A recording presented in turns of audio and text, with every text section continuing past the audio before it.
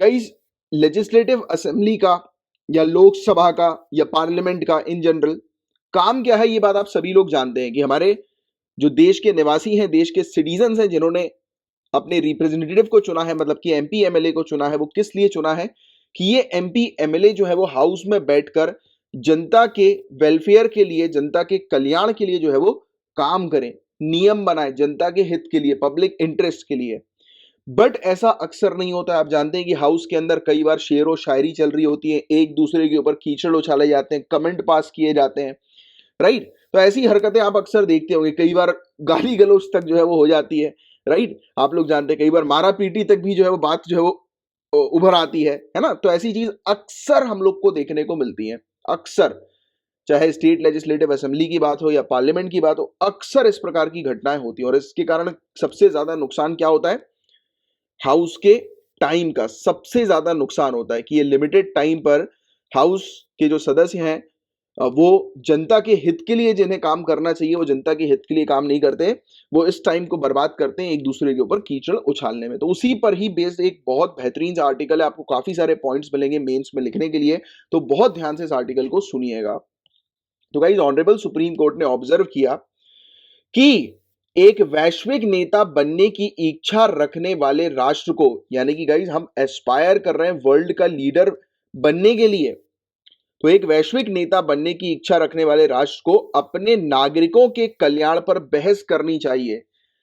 मतलब कि अगर हम वर्ल्ड लीडर बनना चाहते हैं तो हमें अपने सिटीजन्स के वेलफेयर पर, अपने नागरिकों के कल्याण पर डिस्कशन करना चाहिए, डिबेट्स करना चाहिए, ना कि संसद को एक दूसरे पर उपहास करने और व्यक्तिगत हमला करने का मंच बनाना चाहिए। तो संसद जो हम लोग को देखने को मिलती है गाइस, पार्लियामेंट जो हमें देखने को मिलती है, तो उसे हमें एक अच्छी, यानी कि पब्लिक इंटरेस्ट पर बहस करने का, जो ऑब्वियस ही बात है कि जो उसका काम है, पार्लियामेंट जो है उसका पर्पस क्या है, राइट, कि पब्लिक के इंटरेस्ट के लिए जो है वो पार्लियामेंट काम करती है कि वहां पर हमारे एमपी बैठकर रूल्स रेगुलेशन जो है वो बनाए, है ना। यही लेजिस्लेचर का फंक्शन, प्राइमरी फंक्शन हम लोग को देखने को मिलता है। तो बात वही है कि ऑनरेबल सुप्रीम कोर्ट ने यही ऑब्जर्व किया कि हम एक वर्ल्ड लीडर बनना चाहते हैं और देखिए हम कर क्या रहे हैं एग्जैक्टली। हम अपने समय वेस्ट कर रहे हैं, अपने हाउस का कीमती समय जो है वो वेस्ट कर रहे हैं, राइट। तो ये चीज जो है वो ऑनरेबल सुप्रीम कोर्ट ने ऑब्जर्व करी और मेंशन करी। बताया गया है कि स्वतंत्रता के 75 वर्ष पूरे होने और विश्व नेता यानी कि वर्ल्ड लीडर बनने की महत्वाकांक्षा रखने के बाद जो इलेक्टेड मेंबर्स हैं, निर्वाचित सदस्य जो हैं, इनको कम से कम यह पता होना चाहिए कि उनसे सदन में अस्थिरता की नहीं बल्कि राजनीति का प्रदर्शन करने की उम्मीद की जाती है। तो उनसे उम्मीद की जाती है कि वो इस प्रकार से पार्लियामेंट की जो प्रोसीडिंग्स है, पार्लियामेंट का जो बिजनेस है, उसको डिसरप्ट ना करें, राइट, उसमें बाधा ना बने, बल्कि उसमें कंट्रीब्यूट करें, पब्लिक के वेलफेयर के लिए अपना कंट्रीब्यूशन, अपना योगदान दे।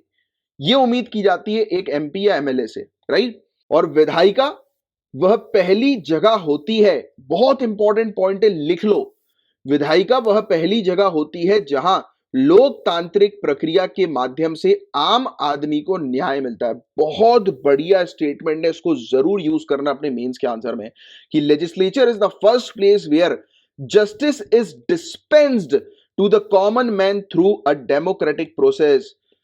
मैं फिर से रिपीट कर रहा हूं, लिख लो, legislature is the first place, legislature पहली जगह है जहां पर न्याय मिलता है कॉमन व्यक्ति को एक डेमोक्रेटिक प्रोसेस के माध्यम से। न्याय कैसे मिलता है कि हमारे जो लेजिस्लेचर्स हैं, एमपी एमएलए हैं, ये क्या करें, ये मिलकर कानून बनाएं जनता के हित के लिए, जनता को प्रोटेक्ट करने के लिए, उसके वेलफेयर के लिए, राइट। तो ये एक सबसे पहली जगह है जहां पर एक कॉमन मैन को डेमोक्रेटिक प्रोसेस के माध्यम से न्याय मिल पाता है। और ऑनरेबल सुप्रीम कोर्ट ने इन सब चीजों के बारे में इसलिए जो है वो बताया, ये सब हम लोग डिस्कस इसलिए कर रहे हैं ऑनरेबल सुप्रीम कोर्ट के स्टेटमेंट को, क्योंकि ऑनरेबल सुप्रीम कोर्ट का ये ऑर्डर तब आया जब महाराष्ट्र विधानसभा के 12 एमएलए जो हैं, तो उनके सस्पेंशन से रिलेटेड केस चल रहा था कि उन्होंने उपद्रव जो है वो मचाया था, राइट, हाउस को जो है वो डिसरप्ट किया था। तो इसीलिए ये डिसरप्शन का जो है वो मामला सामने आया। तो हम बात करते हैं पार्लियामेंट की कि संसद में किस प्रकार से ये डिसरप्शन होते हैं। तो डिसरप्शन गाइज आज की डेट में डिस्कशन को रिप्लेस कर रहे हैं, बहुत बढ़िया स्टेटमेंट है। डिसरप्शन रिप्लेस कर रहे हैं डिस्कशन को, यानी कि चर्चा एवं विमर्श की जगह अब व्यवधान यानी कि डिस्टरबेंस लेता जा रहा है। तो चर्चा एवं विमर्श यानी कि डिस्कशन जो होना चाहिए पार्लियामेंट के अंदर, तो डिस्कशन नहीं हो रहा है, डिसरप्शन हो रहा है। राइट, पार्लियामेंट के अंदर मेंबर्स जो है वो आपस में डिस्कस नहीं कर रहे हैं, आपस में हाउस की प्रोसीडिंग को बर्बाद कर रहे हैं, खराब कर रहे हैं। हाउस के जो लेजिस्लेटिव फंक्शन का जो फाउंडेशन है, जो मेन चीज है, जो नींव है हमारी विधायी कामकाज की, वो क्या है? वो चर्चा और विमर्श है, जिसको अब व्यवधान, जिसकी जगह पर अब व्यवधान हमें देखने को मिल रहा है, डिसरप्शन हमें देखने को मिल रहा है डिस्कशन की जगह। राइट, और एक रिपोर्ट जो है वो गई सामने आती है, पीआरएस की report, PRS legislative research report एक सामने आ रही है, जिसमें बताया गया कि 15वीं लोकसभा जो 2009 से 2014 तक चली थी, यहां पर डिसरप्शन जो था वो बहुत ज्यादा था। यहां पर लोकसभा मात्र 61% तक ही काम कर पाई और राज्यसभा 66% तक ही अपने शेड्यूल टाइम से काम कर पाई। इसका मतलब क्या है? मतलब सिंपल तरीके से 60% मानो कि एक, जैसे फॉर एग्जांपल 10 घंटे, तो 10 घंटे अगर लोकसभा चल रही है तो उसमें से लोकसभा ने 4 घंटे तक तो बकवास करी, कोई भी प्रोडक्टिव काम नहीं हुआ। सिर्फ 60% का ही प्रोडक्टिव काम हुआ, 40% तो बकवासें हुई, एक दूसरे के ऊपर कीचड़ उछाले गए। इसका मतलब ये है, तो 15वीं लोकसभा अपने पोटेंशियल समय से, अगर यानी कि अपने पूरे टाइम में उसने ये मान के चलो 40% टाइम बर्बाद किया। राइट, ये 40% को यूज कर लेती तो और बेटर तरीके से और नए कानून जनता की हित के लिए शायद बन पाते और भी बड़े बड़े मुद्दों पर डिस्कशन हो पाते। बट क्या हुआ? बर्बाद हो गए, एक दूसरे के ऊपर टाइम को बर्बाद किया, एक दूसरे के ऊपर कीचड़ उछाल गए। एक और पीआरएस की रिपोर्ट सामने आई है जिसने 16वीं लोकसभा की बात करी है कि 16वीं लोकसभा ने अपने निर्धारित जो समय है उसका 16% समय जो है वो इन सब मतलब एक्टिविटीज में गवा दिया, खराब कर दिया। बट हालांकि 15वीं लोकसभा से ये बेटर है, 15वीं लोकसभा ने अपना 37% बर्बाद किया। बट जो 16वीं लोकसभा है 2014 से 2019 की, इसने 14वीं लोकसभा से अपना समय खराब किया था, यानी कि 14वीं लोकसभा में 13% ही समय जो है वो बर्बाद हुआ था और 16वीं लोकसभा के अंदर 16% समय जो है वो बर्बाद हुआ था। देखो, इसमें इतना ज्यादा आपको याद रखने की जरूरत नहीं आंकड़े, बस आपको तो एक अंडरस्टैंडिंग क्रिएट करनी है कि लोकसभा के अंदर या राज्यसभा या लेजिस्लेचर के अंदर हम लोग को जो डिसरप्शन, व्यवधान जो देखने को मिल रहा है वो बिल्कुल भी ठीक नहीं है, जो कि आज की डेट में लगातार बढ़ता जा रहा है। जो मैंने आपको स्टेटमेंट बताया था कि आज की डेट में डिस्कशन की जगह डिसरप्शन लिए, ये चीज जरूर आप मेंशन करिएगा। राइट, बाकी ये सब आंकड़े टाइम वगैरह से रिलेटेड याद रखने की आवश्यकता नहीं है। ये चीज इंपॉर्टेंट है कि ये सब जो व्यवधान जो हो रहे हैं, डिसरप्शन जो हो रहे हैं, उसके पीछे क्या कारण है। तो एक्चुअली क्या होता है कि ये डिस्कशन कर लेते हैं पार्लियामेंट के अंदर, डिस्कशन जो होता है वो कंट्रोवर्शियल इश्यूज के ऊपर कई बार डिस्कशन हो जाता है, तो इसको लेकर एक दूसरे के ऊपर गाली गलौज, कीचड़ उछालना, ये सब चीजें चलती रहती है। दूसरी बात, एक जो रूलिंग पार्टी होती है यानी कि जिसकी सरकार होती है, उसके लिए डिसरप्शन बहुत बढ़िया होता है। कैसे? क्योंकि वो अपनी रिस्पॉन्सिबिलिटी से परे हो जाती है। मतलब कि अब आप बात को समझना, किसी व्यक्ति को अगर अपना टाइम वेस्ट करना है तो वो फालतू की बातें करेगा अपना टाइम वेस्ट करने के लिए या सामने वाले का टाइम निकालने के लिए, कि जिससे कि उससे कुछ और चीज, इंपॉर्टेंट चीज ना पूछ ली जाए। तो ये होता है, जनरली हम लोग को देखने को मिलता है। राइट, और मैं भी आपको गाइस यही चीज एडवाइस करूंगा। आप कर रहे हो सिविल सर्विसेज की तैयारी, आपके लिए टाइम बहुत कीमती है, बहुत इंपॉर्टेंट है। आई नेवर से कि आपको रेगुलर, मतलब हमेशा सिर्फ पढ़ाई पढ़ाई पढ़ाई पढ़ाई करते रहना, बिकॉज ये ब्रेन के लिए बिल्कुल भी हेल्दी नहीं होता।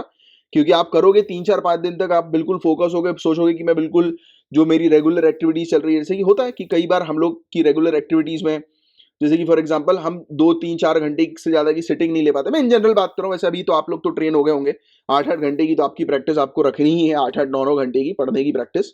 राइट, बट मैं आपको अगर बात करूं स्टार्टर्स की, यानी कि जो स्टार्ट करते हैं, स्टार्टर मतलब खाने वाला स्टार्टर नहीं, जो स्टूडेंट जो है वो तैयारी शुरू करते हैं। राइट, मतलब स्टार्ट ही करते हैं जस्ट। तो जैसे कि खाने में भी, अभी स्टार्टर की बात हुई तो खाने पर भी बात करते हैं। आप रेस्टोरेंट जाते हो तो आप क्या बोलते हो कि चलो स्टार्टर में एक काम करो कि ये सब लिया हो, जैसे कि आप स्टार्टर पे फॉर एग्जांपल कोथे वगैरह मंगा लेते हो खाने के लिए, या कुछ भी हल्का फुल्का स्नैक्स टाइप का आपने स्टार्टर पे मंगा लिया, हल्का फुल्का टेस्ट करने के लिए, कि फैमिली के साथ बैठे हो, बातचीत कर रहे हो, या फ्रेंड्स के साथ बैठे हो, तो आपने पहले स्टार्टर मंगा लिया, बोला कि डिनर थोड़ी देर बाद करेंगे, पहले स्टार्टर लिया चलो। तो खाने में पहले स्टार्टर लेते हैं ना, वो हल्का फुल्का होता है, फिर मेन कोर्स जो आता है वो हैवी होता है। तो जब प्रिपरेशन करने बैठे हो तो पहले हल्के हल्के से शुरू करो, स्टार्ट करो। जैसे कि अभी अभी आपने अगर प्रिपरेशन करना शुरू किया 2 घंटे दो अपने आप को, फिर धीरे से, मतलब जैसे मान के चलो 1 महीने के बाद, 1 महीना बहुत लंबा समय बोल रहा हूं मैं, वैसे इतना लंबा समय नहीं होना चाहिए, 15 दिन के बाद आपको 2 से 3 घंटे में उतर जाना चाहिए। फिर नेक्स्ट 15 डेज में 3 से 4 घंटे। तो ऐसे क्या होता है, धीरे धीरे करके आपका लेवल जो है वो रेज होता है, लेवल जो है वो बढ़ता है। और एकदम से अगर आप जैसे फॉर एग्जांपल कि आज आज आपका जो है वो शाम होने के बाद आपका मन करता है रिलैक्स करने का, फिर आप सोचो कि नहीं एकदम मैं तो पूरे दिन पढ़ूंगा पढ़ूंगा पढ़ूंगा, 4 दिन में 5वें दिन बीमार पड़ जाओगे, 5वें दिन तो 2 घंटे भी नहीं पढ़ने की हिम्मत होगी आपको, या फिर अगर बीमार नहीं भी पड़ोगे तो बिल्कुल मन नहीं लगेगा। मन इन द सेंस आपका दिमाग जो है बोलेगा कि अभी साइड में रखो, अभी बहुत हो गया, बहुत दिमाग फट रहा है, अभी अपन को रिलैक्स करना है। ऐसा होगा, और ऐसा हुआ भी होगा आपके साथ, if I am not wrong, है ना। तो टाइम इज वेरी इंपॉर्टेंट, और टाइम को आपको प्रोडक्टिव बनाना है, राइट। और पार्लियामेंट तो प्रोडक्टिव बना नहीं रही है, आप बनाओ, तो आप अपने टाइम को प्रोडक्टिव बनाओगे तो आप ही का फायदा होगा। Getting my point. आपको टाइम प्रोडक्टिव बनाना बहुत जरूरी है। कई बार मैं इस प्रकार की बातें कहता हूं, आपके साथ बातचीत करता हूं, डिस्कशन करता हूं, तो शायद कई सारे लोगों को लगता होगा अरे यार सर हमारा टाइम वेस्ट हो रहा है कि नहीं लगता होगा, but I am telling you कि जो चीज मैं आपको बताता हूँ वो आप ही के फायदे की होती है। Because my objective is not to teach, my objective is to make you an officer. An officer बनने के लिए आपको पूरी पर्सनालिटी डेवलप करना जरूरी है। पर्सनालिटी, इस एग्जाम में आपको क्या लगता है पढ़ लिया और एग्जाम क्रैक हो गया? नहीं, पर्सनालिटी आपको डेवलप करना है, उस डिसिप्लिन में आना है, और उसके लिए मैं अक्सर आपको मोटिवेट करता हूं, राइट। चलो एनीवेज, आगे की चर्चा हम लोग करते हैं। तो इससे रूलिंग पार्टी जो है गाइस वो क्या करती है, अपनी रिस्पॉन्सिबिलिटी से परे होती है, राइट, हटती है, और साथ ही साथ अनलिस्टेड डिस्कशन के लिए टाइम ही नहीं बच पाता, और साथ ही साथ डिसिप्लिनरी पावर जो होती है वो सबसे आखिरी में जो है वो यूज की जाती हैं, राइट। और फिर पार्टी पॉलिटिक्स हम लोग को देखने को मिलती है, एक दूसरे के ऊपर कीचड़ उछाल कर जो है वो काम किया जाता है इस प्रकार से, राइट। और किया क्या जाना चाहिए, चलो ये सब तो प्रॉब्लम चल रही है पार्लियामेंट के अंदर, बट हम करें क्या। तो पहली बात तो स्ट्रिक्टली लागू करो कोड ऑफ कंडक्ट को, आचार संहिता को सख्ती से लागू किया जाने की आवश्यकता है एमपी और एमएलए के लिए।